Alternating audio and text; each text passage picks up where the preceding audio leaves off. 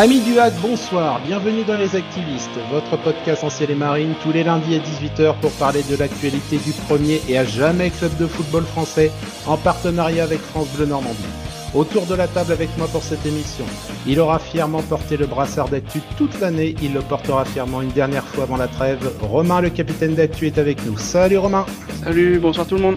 En parlant de trêve, elle est désormais terminée pour lui, mais il a encore de bonnes réflexions à nous livrer pour se baisser de rideau. Florian est des nôtres. Salut Florian. Salut tout le monde. Il nous a transportés par son enthousiasme tous les week-ends de cette difficile saison et sa passion nous l'a rendu moins pénible. The Voice de France Bleu Normandie, François Manoury revient dans Les Activistes. Salut François. Bonsoir à tous. Et enfin, pour une émission spéciale, il nous fallait un invité spécial. Il est notre journaliste star depuis des années et ce n'est pas une semi-fierté qu'il a accepté de venir avec nous. Benoît Donquel de Paris-Normandie complète le tour de table pour cette dernière. Salut Benoît. Bonsoir à tous.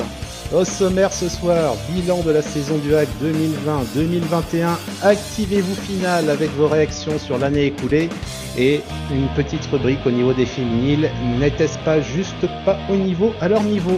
Cette émission n'est pas la nôtre, c'est la vôtre et nous allons vous le prouver maintenant, les activistes bilan 2020-2021, c'est parti.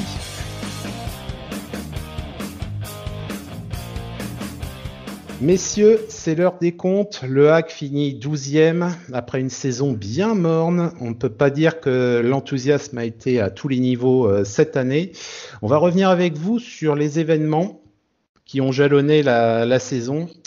Commençons chronologiquement avec l'avant-saison qu'on qualifiera d'étonnante. Tino Kadewere qui est parti à l'intersaison, mais dont le départ était déjà acté en janvier pour l'Olympique Lyonnais. Pas de transfert payant. Pas de remplaçant de fait à Tino et on part avec un effectif plus faible dès le départ. Benoît, à tout seigneur, tout honneur pour ta première, on va te donner la parole.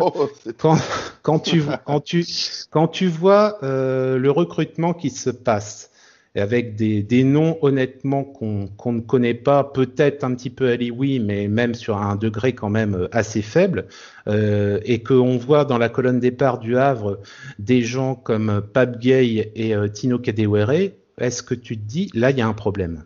Alors, il y a un problème, oui et non. Je crois que le gros problème à la base, c'est d'avoir acté le départ de Tino dès le mois de janvier et de ne pas avoir anticipé.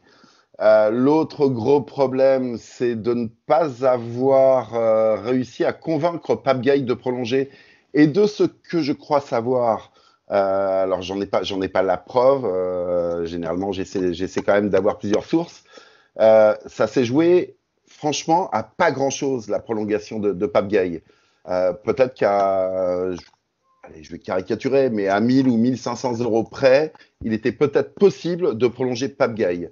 L'autre problème, ça a été le départ de Loïc Badet, qui, selon moi, là, marque plus un problème de stratégie, parce que Loïc Badet, il est arrivé comme ça. Personne ne le connaissait, ou très peu de monde le connaissait. On était loin de s'imaginer qu'il avait un tel niveau pour s'imposer d'entrée en Ligue 2. Mais quand je dis « on », je ne mets pas le staff technique dans le coup. C'est-à-dire que le staff l'avait sous les yeux, le staff savait que ça pouvait être sans doute un très bon joueur. Et le fait de l'avoir exposé sans même au préalable l'avoir obligé, en tout cas séduit au point qu'il signe un premier contrat pro, là ça a été une erreur. Après, sur le recrutement de cet été, le recrutement de la saison d'avant avait coûté suffisamment cher en termes de masse salariale. Je pense qu'il y a eu une machine arrière. L'idée, c'était de faire des paris, et les paris n'ont pas été gagnants, même si Cornet s'est montré un petit peu en fin de saison, Alioui un petit peu en fin de saison, mais globalement, le recrutement, je mettrais à part peut-être même Gibaud. On savait que c'était un bon soldat de Ligue 2, il s'est comporté comme un bon soldat de Ligue 2. Mais globalement, le recrutement n'a strictement rien apporté de plus à l'effectif. Romain, pour toi, là aussi, qu'on en avait parlé dans le numéro 0 avec Florian, on avait égrené un petit peu. Moi, j'avais des gros doutes, par exemple, sur un joueur comme Nolan Mbemba, où en regardant les statistiques sur les années précédentes, on s'étonnait qu'il soit à la relance pour pour éventuellement remplacer Pape Gueye en tant que titulaire avec, je crois, il avait une quarantaine de matchs sur les 3 dernières saisons, c'était quand même assez faible. Est-ce que au final, on n'a pas retrouvé des carences qui ont fait que le Hack partait plus diminué que ce qu'il n'était en arrêtant la saison précédente? Oui, sur le papier, je pense qu'on est moins fort que la saison précédente. Après, moi, autour de ce mercato, j'ai encore plein de questions.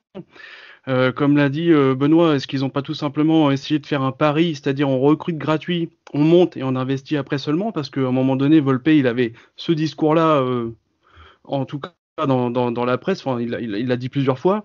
Euh, Est-ce qu'ils ont anticipé des problèmes financiers? Est-ce qu'il y avait déjà des problèmes financiers? Ce qui expliquerait aussi ce mercato? Tout ça, on ne sait pas trop parce que on a qualifié l'avant-saison d'étonnante. La communication autour de ce mercato, elle était étonnante aussi parce que voilà, on dit encore maintes et maintes fois qu'on vise la Ligue 1.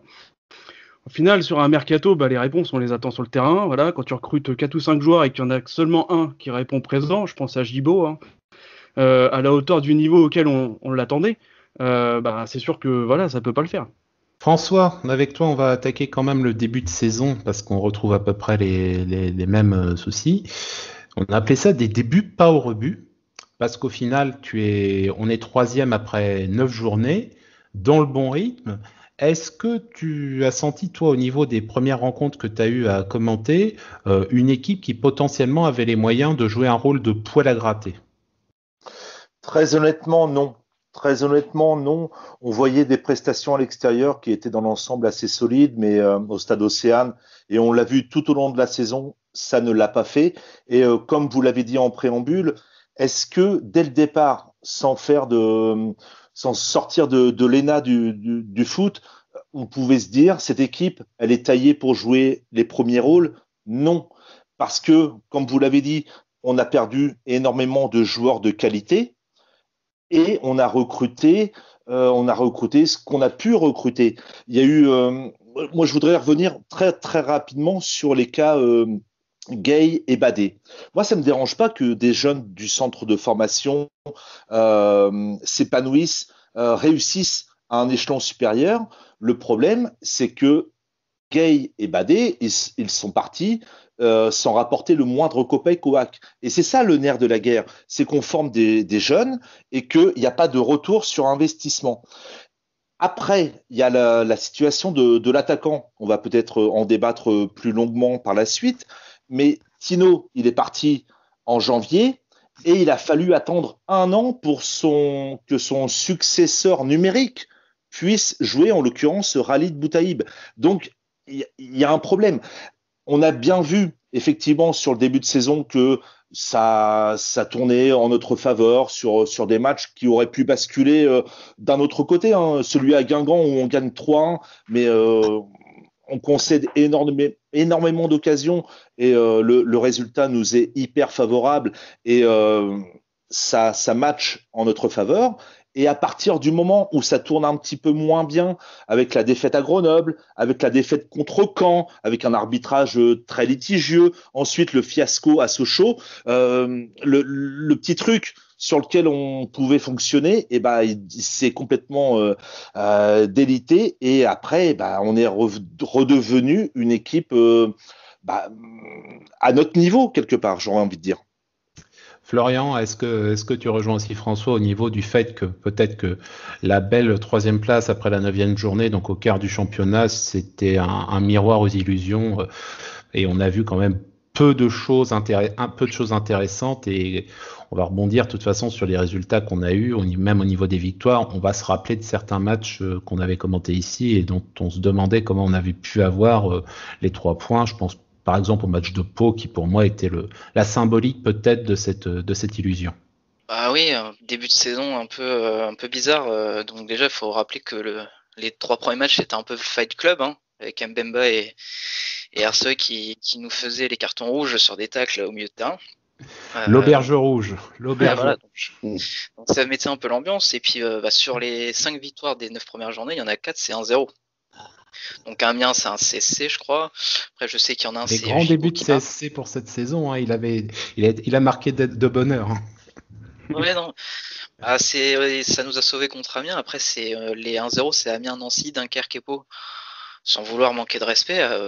Et il y en a qu'un seul sur les quatre il y en a qu'un seul sur les quatre qui est à peu près abouti, c'est celui à Nancy, parce que Dunkerque, Dunkerque et Pau, en fait, on joue de la maladresse des autres qui ont énormément d'occasions et à Dunkerque, on s'en souvient, c'est Basile qui marque suite à une transversale de Bentil qui est dans les 6 mètres. Donc c'est là aussi il y a encore les circonstances qui sont un peu favorables. Puis et le match de Pau contre Pau à la maison, moi je me souviens de 6 fois, je crois qu'il a au moins 1 ou 2 balles pour mettre un ballon facile au fond, et bon, par chance il a gardé un petit peu son niveau pas au début du hack, mais à la fin où ça galérait un peu. Donc tant mieux sur ce côté-là, on verra qu'à la fin de saison c'est plutôt bénéfique ces résultats. Après, pour revenir sur le sujet du remplacement de Tino, je criais déjà limite au scandale l'été dernier, quoi. On sait depuis janvier que notre attaquant numéro 1 part, on se dit ouais, il y a Thierry. Et Boutaïb, sans vouloir me jeter des fleurs, au début de saison, je recherchais les profils de joueurs libres et je l'ai trouvé, Boutaïb. Donc si je l'ai trouvé Boutaïb, je pense qu'un recruteur WAC a pu le trouver aussi assez facilement, et je pense qu'il y avait de meilleures pioches. On rêvait de Le Bihan, on savait que c'était un peu galère, mais il y avait d'autres attaquants, on l'aura dit aussi plus tard, même de national. Je préfère vraiment un gars de Ligue 2 qui, pas forcément un trentenaire, mais Gibaud l'a montré que c'est un gars pour l'équipe qui se bat et qui l'a montré en défense, donc pourquoi pas ça. Et on a été chercher un joueur qui était en inactivité depuis au moins, je crois, 6 mois minimum, voire même plus. 18 mois. 18 mois, donc j'étais très gentil. Donc ouais, non, 18 mois, en plus pour un joueur de son âge, parce que quand c'est jeune, pourquoi pas, mais à cet âge-là, c'est un peu plus compliqué. Donc ouais, non, ça sera le running gag de la saison, hein. Je sais plus quand ils ont annoncé que Boutaïb rejoignait l'effectif, et ça a mis au moins 2 bons mois après pour que ça joue. 3 mois. 3 mois, je me souviens moi parfaitement des circonstances où je disais, c'est quand même dingue quand même de se forcer à signer un joueur libre pour la clôture du mercato alors qu'il peut signer n'importe quand. C'était genre peut-être histoire, fallait annoncer quelque chose pour la fin du mercato. Il y avait peut-être quelque chose comme ça dans l'idée. Je crois que jusqu'au bout du bout, ils ont négocié pour que Khalid Boutaïb, qui avait quand même un salaire relativement conséquent à Zamalek, baisse un peu ses prétentions financières. C'est ce qu'on avait retenu, moi. Ouais, jusqu'au bout du bout, il y a eu des négociations. Parce que ça, Paul Le Guen ne le dit jamais, mais je crois savoir qu'il avait une enveloppe squelettique pour recruter un attaquant. Oui, et puis, mais de mémoire, en plus, c'est ce qu'il avait dit, je crois, dans l'interview de présentation qui avait eu lieu.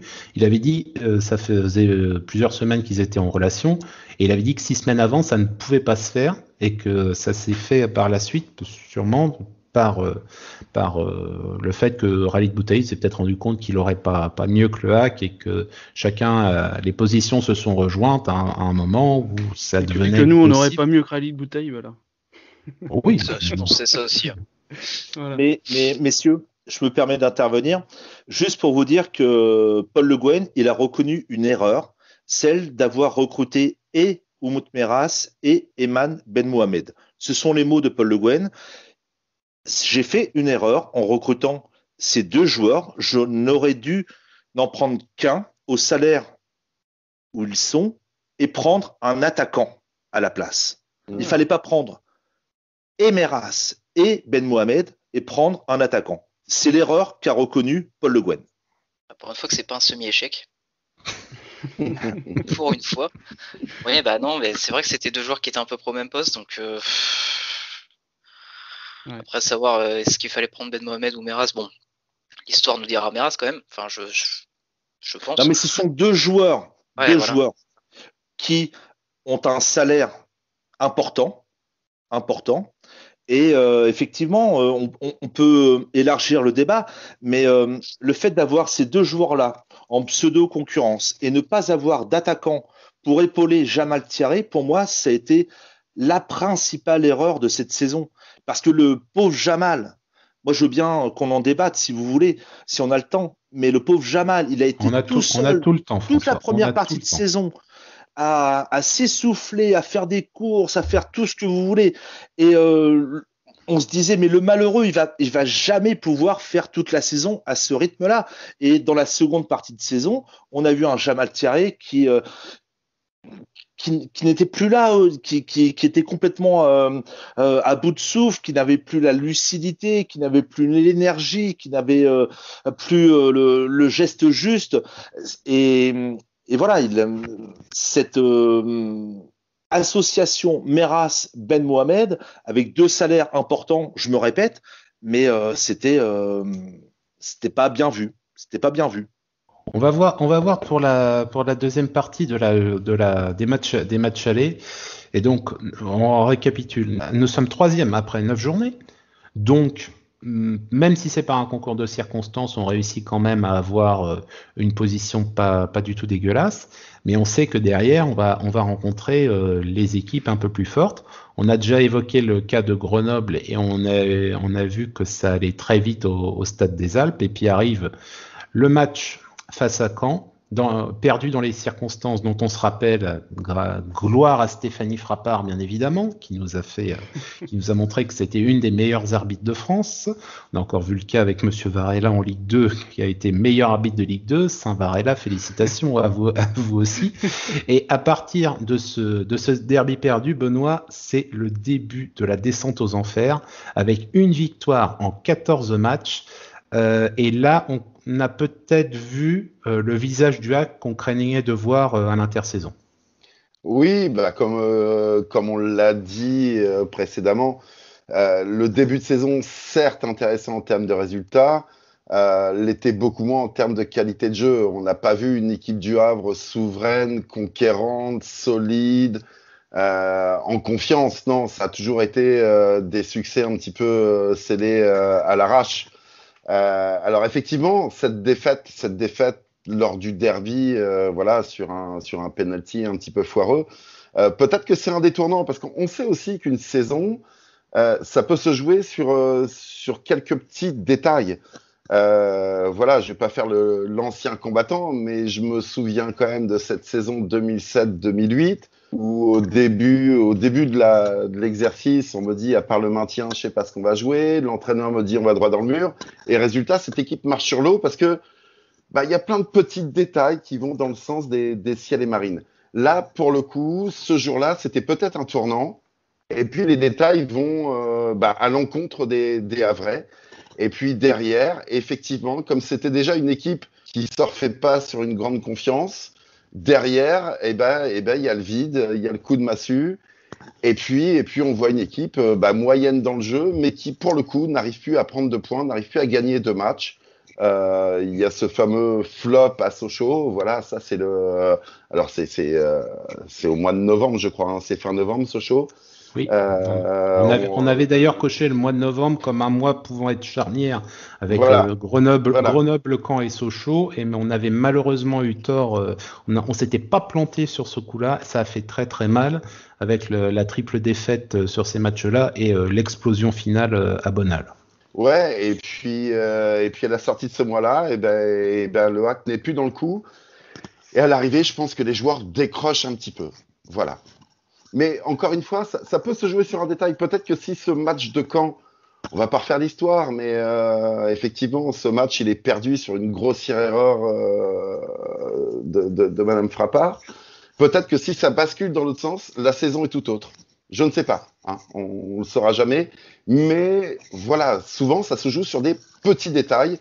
Et ce sont des petits détails qui peuvent faire basculer une équipe vers le haut ou vers le bas. Romain, pour toi, justement, est-ce que ce mois de novembre qu'on avait souligné dans le numéro 0 de la saison a confirmé le mauvais virage, et c'est à partir de là qu'on se dit clairement que ça ne va pas le faire et qu'on se fait peur en repensant au fait que il y a plus qu'un seul attaquant disponible et que s'il se blesse, on est très mauvais, associé à un jeu dont on continue à voir que il est faible en qualité et en fulgurance. Ouais, le niveau de jeu a confirmé qu'il n'était pas là. On est comme on l'a dit, on est troisième très étrange, hein, sans aucune garantie, aucune assurance. Le tournant, c'est quand et puis le tournant moral, je pense que c'est la défaite de Sochaux. 3 buts en 20 minutes en première période. Moi, je me souviens, ce soir-là, on avait vraiment 11 plots sur la pelouse. Je suis désolé, mais il n'y a pas d'autre mot. Vraiment, là, ce soir-là, ils étaient pas là. Et je pense que moralement, voilà, c'est parti très profond après cette défaite. Un peu plus tard, moi, je retiens la seule chose positive qu'on peut retenir de cette période, et je pense qu'on allait en parler, mais c'est la renaissance d'Alex Bonnet qui va revenir un peu plus tard après son entrée en jeu contre Toulouse. Fin décembre, Voilà, oui, tout à fait. il rentre à la 11e, il marque à la 19e, après il nous fait un super match. Malgré tout, la défaite contre Toulouse est cruelle aussi, elle est difficile, mais voilà, je pense que voilà. Enfin, c'est moralement, on a largement encaissé pendant ce trimestre-là, quoi, de novembre à janvier, ça fait très mal. François, toi qui devais faire vivre les matchs pendant cette période aux supporters avrais que nous sommes, ça a dû être très compliqué pour toi, en plus l'amoureux du hack, de devoir semaine après semaine se satisfaire de bien peu.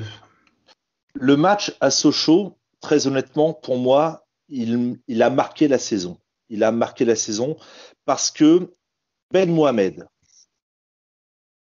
Meras, Erzoy, les trois recrues phares, soi-disant phares, ont été défaillantes, mais dans les très très grandes largeurs. Et pour la première fois ce soir-là, Paul Le Guen invective son groupe, invective son équipe, emploie des mots forts et prononce pour la première fois le mot maintien. Et ensuite, il y a une bascule qui s'opère avec effectivement l'entrée de Bonnet à Toulouse, mais dans des circonstances un petit peu particulières parce que Mbemba, on peut faire un débat sur Mbemba, mais moi je peux en parler 2 heures de Mbemba. Alex Bonnet rentre en jeu et devient un incontournable. Et on parle souvent du mercato d'hiver.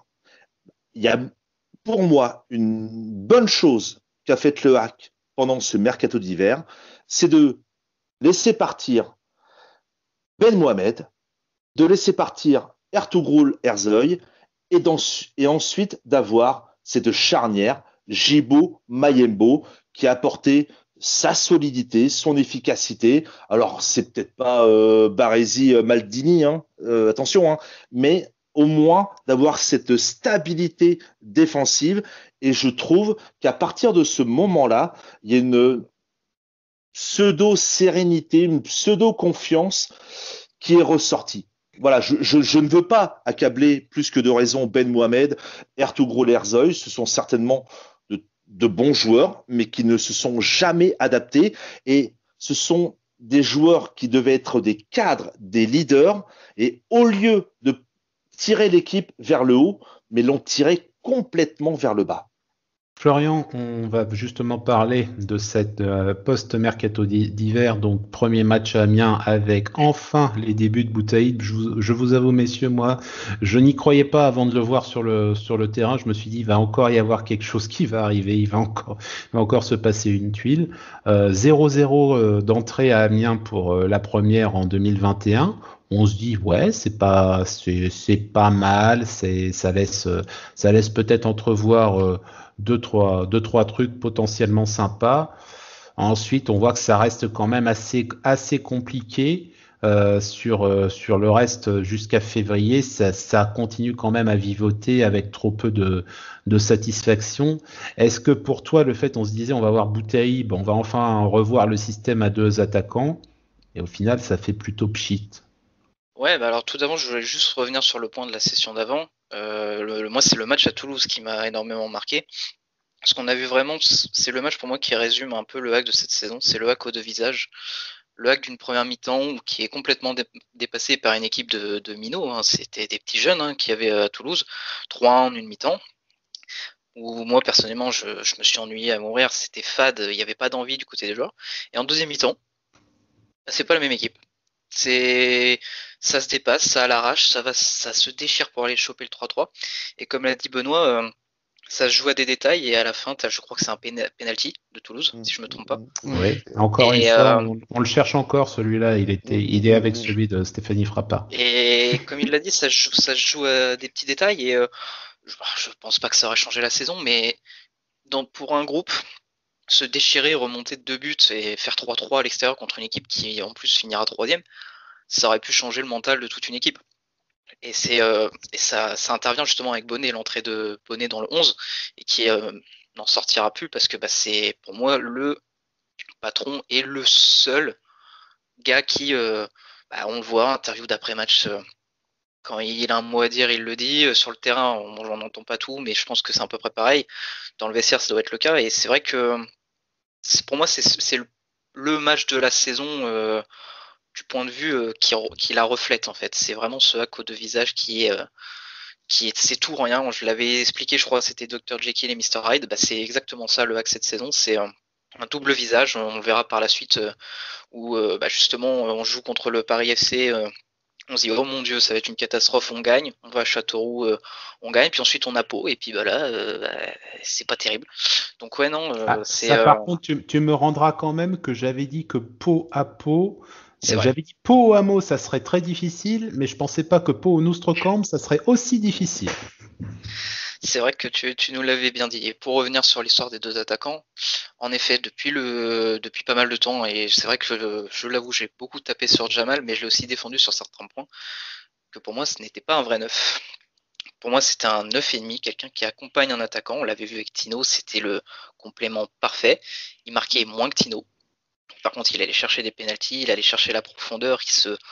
C'est un attaquant à 3 poumons qui court chercher des ballons, qui pendant que Tino faisait des contrôles et qui protégeait le ballon, prenait la profondeur. Et c'est ça, Thierry, c'est sa plus grande force, c'est le jeu sans ballon dans l'espace, mais aussi aller épuiser les adversaires. Des fois, il a 2 joueurs sur le dos et il arrive à garder la balle. Et là, il était, comme on l'a si bien dit, il était tout seul.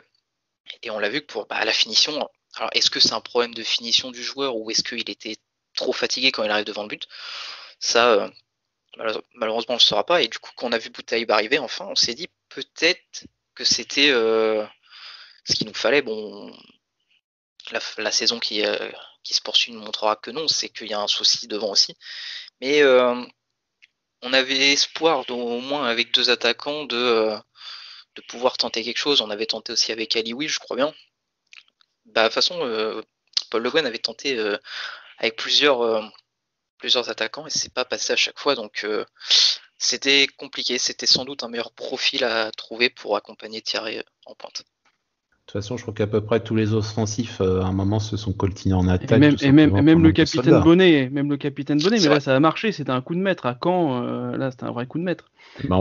Faut lui reconnaître ça. Allez, Romain, t'as la parole. On va te la laisser un petit peu.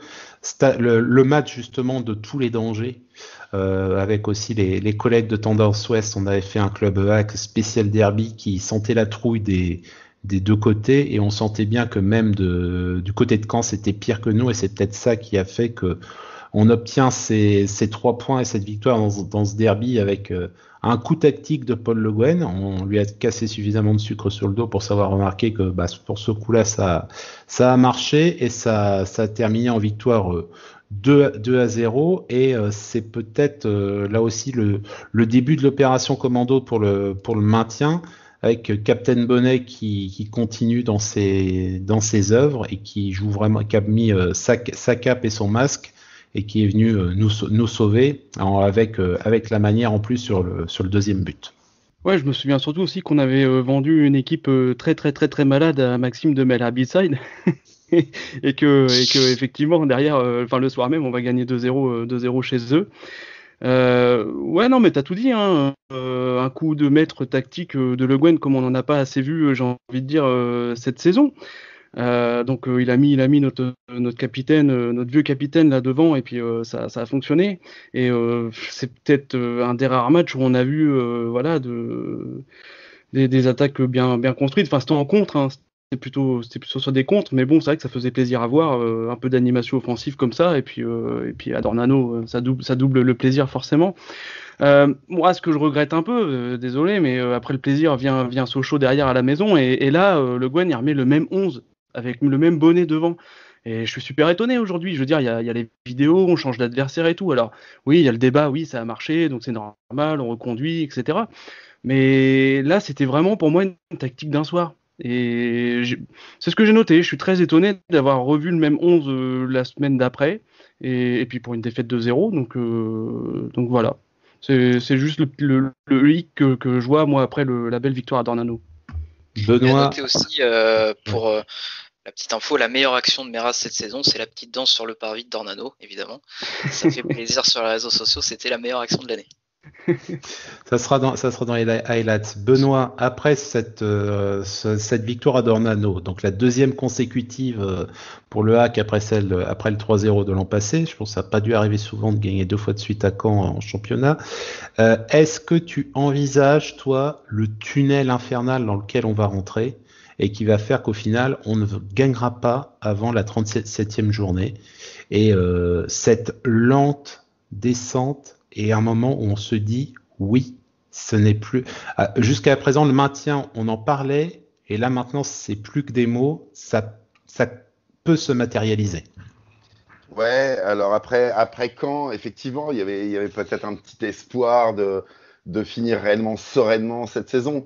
Maintenant, effectivement, c'était un match entre deux équipes qui étaient réellement malades. Deux équipes qui ne pensaient pas figurer en si mauvaise position à ce moment de la saison. Moi, je pense que le gros souci du Hack, et peut-être que voilà, ça aurait peut-être permis de rebondir un peu plus vite et de prendre conscience de la gravité des choses. Le souci, c'est que le Hack n'a jamais été en zone rouge finalement. Ils ont toujours été à 3, à 4, à 5, à 8, à 6, à 6 points de la zone rouge, avec toujours les mêmes, finalement, Châteauroux, Chambly, alors il y a eu Guingamp, après il y a eu Caen, il y a eu Pau à un moment, mais jamais finalement les Havrais ne se sont fait très peur. Il y a eu des moments où, voilà, il y avait une alerte, mais jamais ils n'ont été en zone rouge comme l'a été Caen, comme l'a été Guingamp. Finalement, le vestiaire est toujours resté plutôt calme, plutôt serein. Et puis, voyant le top 5 s'éloigner, on a fini la saison tranquillement. Et puis à l'arrivée, cette équipe n'a quasiment pas existé dans le championnat. Jamais dans le haut du tableau, ou très peu, voilà, sur les 8-9 premières journées. Jamais en zone rouge, toujours dans ce ventre très très mou. Finalement, à part Le Guen, qui, on va lui reconnaître ça aussi, qui n'a cessé de dire qu'il fallait être en alerte, fallait être vigilant, que les équipes menacées n'étaient pas si loin. Mais finalement, quand les joueurs regardaient le classement, il n'y avait pas forcément besoin de paniquer. Alors après Chambly, oui. Après Chambly, il y a eu un petit déclic. Maintenant, force est de reconnaître aussi que le Hack a conclu sa saison sur un déplacement à Valenciennes, et on a vu des dandistes, certes, qui ont mis 3 buts, mais qui étaient plus ou moins en tongs. On a vu des Troyens qui avaient peut-être encore quelques cotillons dans les cheveux et qui avaient déjà les slaps et le maillot de bain sous le short. Donc voilà, à l'arrivée, le Havre finit 8e ex-aequo en termes de points, même niveau que Nancy en termes de points, 8e ex-aequo. Mais le gros souci, c'est que jamais le Hack n'a eu quelque chose à aller chercher cette saison. Ni le maintien, on en a parlé certes, mais jamais en zone rouge, ni une place dans le top 5. Finalement, à partir de fin octobre, début novembre, la saison elle était quasiment bâchée. François, est-ce que tu rejoins Benoît sur ce sujet-là? Fin de saison pépère par la force des choses et sans trop de craintes réelles qui se sont matérialisées. Mon Ben, il a beaucoup plus de confiance que je dois en avoir parce que c'est effectivement ce qu'il m'a dit et redit. On a eu l'occasion de beaucoup échanger. Il me dit, mais t'inquiète, ça va le faire. Je dis, mais ouais, mais quand même, on n'est pas si loin que ça. Mais non, t'en fais pas.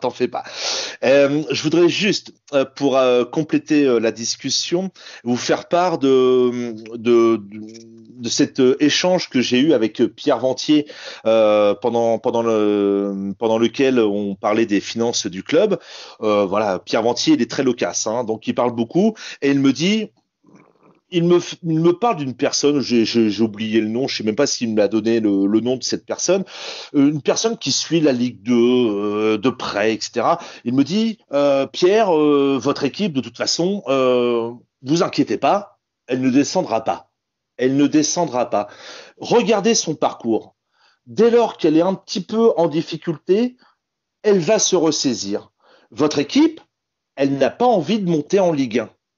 mais elle n'a pas non plus envie de descendre en national. Donc, dès qu'elle sera un petit peu dans le dur, elle fera le minimum vital pour se sortir du marasme. Et avec le recul, je me dis que c'est pas déconnant. Je me dis qu'effectivement, le HAC n'a jamais été effectivement dans la zone de relégation, a toujours eu une marge par rapport au 18e. Et voilà, il y a des joueurs en fait qui n'ont pas envie finalement d'aller plus haut, mais pas non plus envie d'aller plus bas. Donc on en revient à ce même problème. Tout le monde est bien dans son confort finalement. La soupe est suffisamment bonne au HAC par rapport à d'autres clubs de Ligue 2, donc peut-être que potentiellement il y a quelque chose aussi à faire comme ça. Et je voudrais juste dire que effectivement, on arrive toujours dans les circonstances de fin de calendrier à avoir peut-être la chance d'avoir des équipes qui ne jouent pas grand-chose. On est bien content d'être tombé sur un Valenciennes en tongs. Je te rejoins tout à fait, Benoît, sur l'expression. C'est celle aussi, je pense, qu'on avait employée après le 5-3. Et je crois que Caen est très très content que Toulouse n'ait pas battu Pau en milieu de semaine précédente pour ne pas contraindre Clermont à une victoire obligatoire. Donc effectivement, il y a des circonstances de calendrier qui font ça, mais par exemple le HAC n'a jamais été dans la zone rouge, comme tu le disais Benoît, Niort non plus. Avant la 38e journée, ils n'ont jamais connu ça. Et c'est mais peut-être non. Mais c'est peut-être aussi comme ça, c'est peut-être aussi la circonstance qui va faire que Niort, qui pour moi n'est pas du tout favori dans le barrage, alors où on enregistre, ils viennent de perdre 3-1 face à Villefranche. Je me dis que si on avait rencontré des équipes qui avaient quelque chose à jouer, on ferait peut-être pas l'entretien de fin d'année maintenant, parce qu'on aurait peut-être quelque chose à regarder encore pendant une semaine. Et c'est vrai que je te rejoins par contre sur le fait que du confort, mais là on va en reparler vu que là on vient de finir la saison, on vient de finir le débrief de la saison, on va aborder donc les entretiens. Donc François, tu as commencé avec l'entretien que tu avais donné à Pierre Ventier, et je vais faire rebondir Romain là-dessus vu que Romain a un avis assez tranché sur le directeur général du Havre. Romain, tu avais demandé toi la remise en cause de Ventier, pour pas dire le départ, après sa déclaration, où il disait 2 ans, jour pour jour à peu près après son arrivée, qu'il avait à peu près le même constat. Et que moi j'étais très étonné qu'un cadre supérieur dans une autre entreprise serait dans le même état 2 ans après, il se ferait débarquer sur le champ. Alors qu'est-ce que toi tu as apporté justement à l'interview que François a donné, a reçu de Pierre Ventier, par rapport à ce que toi tu avais entendu pendant la saison du directeur général? Il n'a pas besoin de moi pour se griller. Hein. Il s'est grillé tout seul en décembre dernier. Je suis désolé, mais tout à chacun, on se verrait pas dire ça à nos patrons. 2 ans après, utiliser mot pour mot les mêmes mots que quand il est arrivé, et en plus, c'est lui qui est en charge de faire bouger les choses, c'est son poste, au club, et 2 ans après, il réutilise les mêmes mots, il dit toujours que c'est le Club Med. Moi, je lui demande ce qu'il a fait, en fait. Ça me paraît naturel. Voilà, oui, c'est tout. Je le connais pas personnellement, mais je sais pas, c'est un ressenti que j'ai. Pour moi, c'est pas, voilà, c'est tout. C'est pas l'homme de la situation pour le club, de par son parcours, de par des discussions que j'ai pu avoir aussi avec des expériences qu'il y a eu dans d'autres clubs, etc. On en parlera tout à l'heure de nos envies pour la saison prochaine, mais moi, ça fait partie d'une de mes envies, je pense, pour créer un second souffle et un renouveau. C'est pas forcément la tête de Paul Le Guen que je verrai trancher, c'est une autre, voilà. Benoît, est-ce qu'on va peut-être pas demander à ce qu'il y ait des têtes qui tombent dans la sûre, mais est-ce que toi aussi, quand tu vois les déclarations de Pierre Ventier sur la situation du HAC, sur comment ça se passe au HAC, tu t'étonnes, de la situation qu'il y a dans le club, et du non-changement et de la non-modification de ce qui se passe, alors que ça fait maintenant 5-6 ans que Vincent Volpe est aux commandes, et donc 2 ans maintenant pour Pierre Ventier. Donc est-ce que c'est normal que ça ne bouge pas alors que tout a changé en haut? Je suis un peu surpris. Voilà, ce club, c'est un président qui a de l'argent, parce qu'il a de l'argent. C'est un directeur général qui a de l'expérience. On aime ou on n'aime pas, mais il a de l'expérience. Il est passé par Sochaux, il est passé par Grenoble, il est passé par Valenciennes. C'est quelqu'un qui a du réseau, qui a de l'expérience. Donc voilà, c'est un directeur général. Et on a un entraîneur-manager qui s'appelle Paul Le Guen. A priori, en termes d'organigramme à l'échelle de la Ligue 2, il y a plus dégueulasse. Voilà, il y a quand même du beau monde, de l'argent, du réseau, du palmarès avec Le Guen. A priori, ce club est armé. Le seul souci, et moi je ne demande pas à ce qu'une tête tombe, ni celle de Le Guen, ni celle de Ventier, ni celle de Volpe. Je me dis, quelle est la feuille de route? Qui est à la barre de ce club? Qui dirige réellement au quotidien? Voilà, il y a un président, mais on sait tous que le président, pour des raisons diverses, qui le regardent après, ce sont des raisons privées, etc., mais n'est pas là la moitié de l'année, quasiment. Donc, qui dirige ce club? Qui est à la barre? Est-ce que c'est Paul Le Guen, entraîneur, manager, qui dirige le club au quotidien? On ne sait pas. On ne sait pas. Moi, ce que je remarque, c'est qu'après le match de Chambly, où effectivement la situation commence à se tendre, le lendemain, il n'y a pas un seul haut dirigeant qui vient parler aux joueurs. Et comme je l'ai écrit, pas pour leur mettre la tête sous l'eau, parce qu'ils en avaient déjà pris 4 la veille contre Chambly à domicile. Ce sont des grands garçons, ils avaient déjà la tête dans le sac, mais pour distiller un discours fédérateur, mobilisateur, dire que tout le club était derrière eux, qu'on croyait en eux, personne ne vient. C'est le désert. Des joueurs m'ont dit, c'est catastrophique. Gorgelin m'a dit, on est isolé au centre d'entraînement, je n'en dirai pas plus. Voilà, il y a quand même des joueurs qui font passer quelques messages. Maintenant, le problème, c'est qui dirige réellement et quelle est la feuille de route et quel est le projet. Alors, ça fait toujours rire, le projet, c'est de monter en Ligue 1. Mais à côté de ça, il y a plusieurs choses à mettre en place. Et quand je dis plusieurs choses, c'est pas un hôtel, c'est pas un restaurant, c'est pas l'idée de faire une piste de karting, c'est tout mettre sur l'effectif pro, tout investir sur l'effectif pro. Une fois qu'on est en Ligue 1, on se développe, mais d'abord, allons en Ligue 1. Essayons en tout cas de bâtir pour aller en Ligue 1. Et là, le souci, c'est que qui fait quoi dans ce club, on ne sait pas. Mais au-delà de ça, il y a cette divergence de discours entre le discours du président, le discours de Paul Le Guen, et personne ne s'y retrouve. Il y a un Vincent Volpe qui le soutient encore aujourd'hui. Notre objectif, c'est la montée en Ligue 1. La montée en Ligue 1, la montée en Ligue 1. Mais on voit bien, en termes d'effectifs, qu'on n'a pas les moyens. Et on a un Paul Le Guen derrière qui doit soutenir son président, qui doit se mettre dans le moule. Il le fait très bien. Il le fait très très bien. Mais il ne faut pas nous prendre pour des imbéciles et constater que c'est bien gentil de nous vendre du rêve. Mais au bout d'un moment, on n'est pas non plus né de la dernière pluie et de se dire qu'avec l'effectif, les moyens qui sont mis pour l'effectif professionnel, jamais ce groupe, cette équipe, n'est taillée pour monter en Ligue 1. Et il y a Paul Le Guen derrière qui doit faire tampon, qui doit être un petit peu en forme de rouage pour ménager la chèvre et le chou, qui est complètement perdu. Florian, pour toi justement, pour rebondir sur ce que viennent de dire Benoît et François, est-ce que c'est pas le problème justement d'avoir voulu mettre le bardage avant d'avoir mis la charpente et de réussir au final à ne pas faire ce qu'il faut pour monter en Ligue 1 et qu'il y a dans ce club effectivement un problème de ligne directrice, à savoir que quand le numéro 1, à savoir Vincent Volpe, n'est pas là, est-ce que le numéro 2 est capable de maintenir le cap?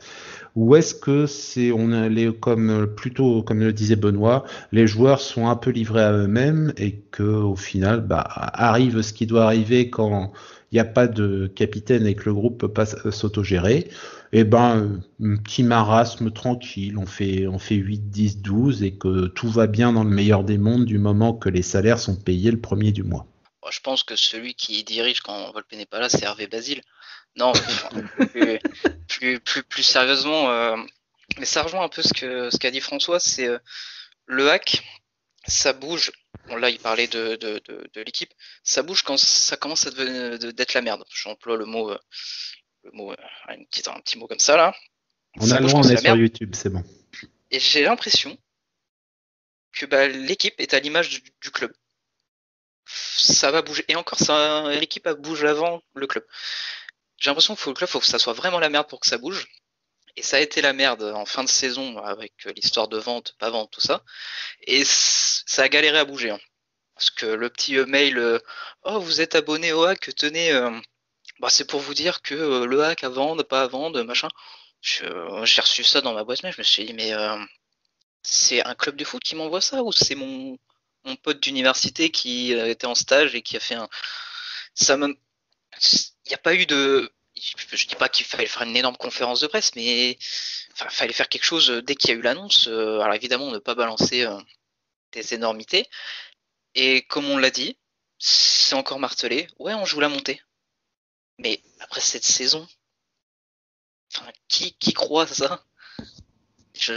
À moins que quelqu'un qui ait fait un coma pendant 3 ans et là qui se réveille, il fait ouais, cette année c'est la nôtre. Mais non, là, personne ne croit. Pendant 12 ans aussi, hein, ça marche aussi. Hein. Oui, mais il y avait des moments où on y croyait. À l'époque, Ferrat, Moukoudi, quand on va à Ajaccio, on y croit. L'année dernière, le départ canon, bon, à la fin, avec le Covid, on ne sait pas si on aurait fait les playoffs, mais quand tu avais Tino, quand je voyais Badé, c'est mon plus gros regret. Quand je vois Badé, maintenant ce qu'il fait, ça me fend le cœur. Mais ça, c'est un autre sujet. Quand on voit Gay, il y avait une équipe qui, sur le papier, était intéressante. Et là, il y avait du jeu. En tout cas, moi, je me souviens des matchs de début de saison. Quand à Lens, c'était fou. Et en plus, à Lens, on perdait et on était remonté. Donc, pour moi, c'est pas la faute de Lewen sur ce côté-là. L'effectif a baissé en qualité. Et il y a rien qui fait derrière. Et là, ouais, c'est le club. J'ai cette sensation que ça ne bouge pas. Et c'est fini pour ce soir. Nous vous remercions de nous avoir suivis. Pour ne pas manquer nos prochaines émissions, abonnez-vous à notre chaîne YouTube. Laissez-nous un pouce bleu, un commentaire et mettez la cloche afin d'être prévenus dès la sortie. Nous sommes également disponibles sur toutes les plateformes de podcast. Rejoignez-nous sur Twitter @actu_fr avec le hashtag activiste au pluriel ainsi que sur notre site actu.fr pour recevoir nos alertes articles et participer au concours de pronostics. Vous pourrez nous retrouver sur l'antenne de notre partenaire France Bleu Normandie chaque jour de match. Retrouvez également 100% Ciel et Marine du lundi au vendredi entre 18h et 18h30 avec Greg Godefroy, François Manoury et Sylvain Geffroy. Nous vous souhaitons une bonne soirée, à bientôt pour le prochain numéro des Activistes et en attendant, allez le hack et allez le HAF. Merci.